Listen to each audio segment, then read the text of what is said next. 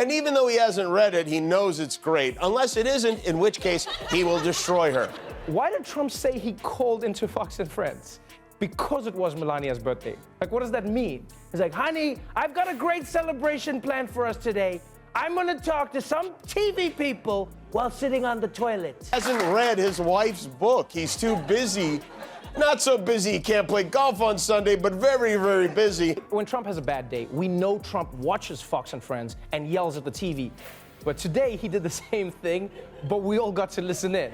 What if I told you there's a real-life game of The Floor is Lava happening in the White House? Except the lava is Donald Trump's hand, and Melania is the player who never loses. Kimmel and Noah are having a field day with this.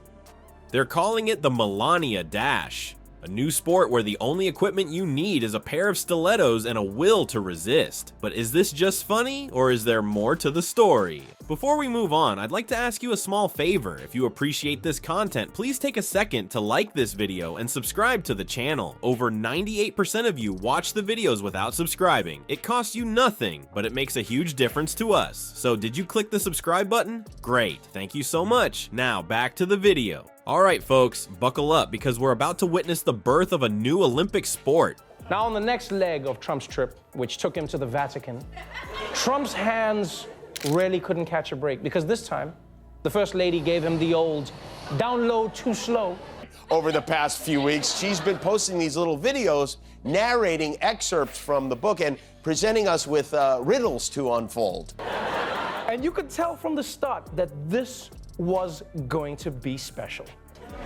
Like, oh, thank you, Donald. My life is a beautiful dream. The Melania Dash. Remember that one kid in school who always managed to duck out of high fives? Well, our girl Melania is taking it to a whole new level, and let me tell you, it's a sight to behold. It all started with a few innocent public appearances. There was Trump reaching out for his wife's hand like a toddler grabbing for candy, and there was Melania suddenly very interested in fixing her hair or adjusting her coat. At first, people thought it might be a coincidence. Maybe she just had an itchy scalp or really cared about her outfit. But as the incidents piled up, the media started to take notice. Before long, every news outlet was running slow motion replays of Melania's hand dodging techniques. It was like watching a nature documentary, but instead of a gazelle escaping a lion, it was the First Lady escaping her husband's clammy grip, and boy did she get creative. When you watch that, do you think maybe Melania is jealous? Maybe that's what this was about? Oh, now you want to hold hands, Donald? You sure you wouldn't rather be holding that orb?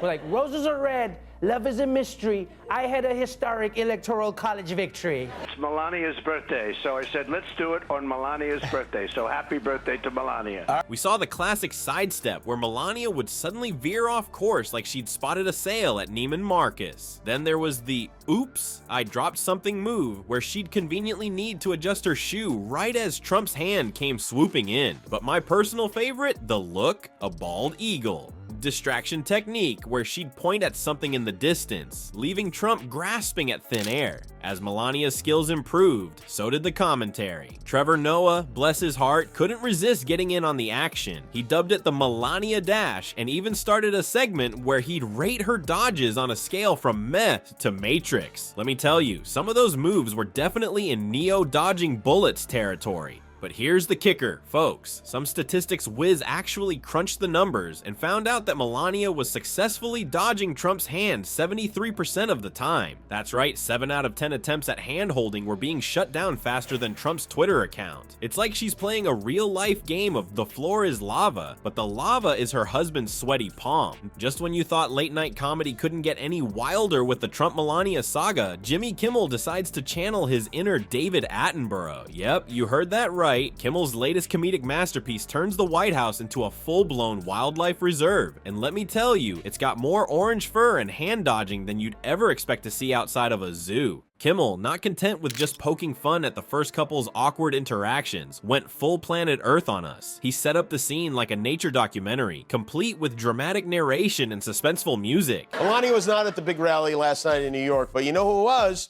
None other than Recount Dracula himself. When Trump has a bad day, we know Trump watches Fox and Friends and yells at the TV.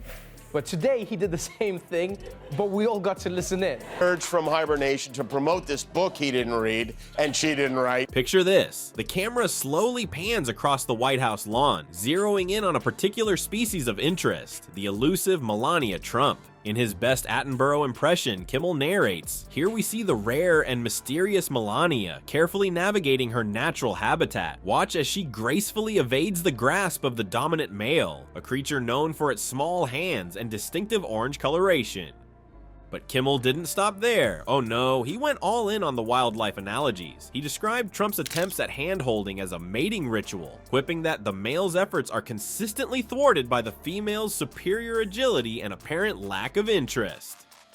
Ouch, Donnie, that's gotta sting.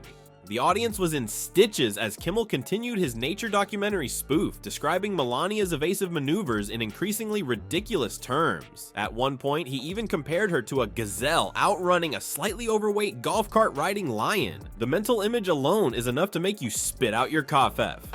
I told you, Melania, me and the orb was a one-time thing.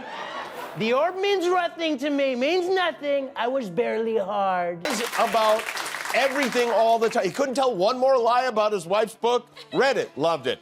I would pay anything to know what he wrote inside that card that he definitely didn't actually get. Unasked that question. You are answering a question no one has asked.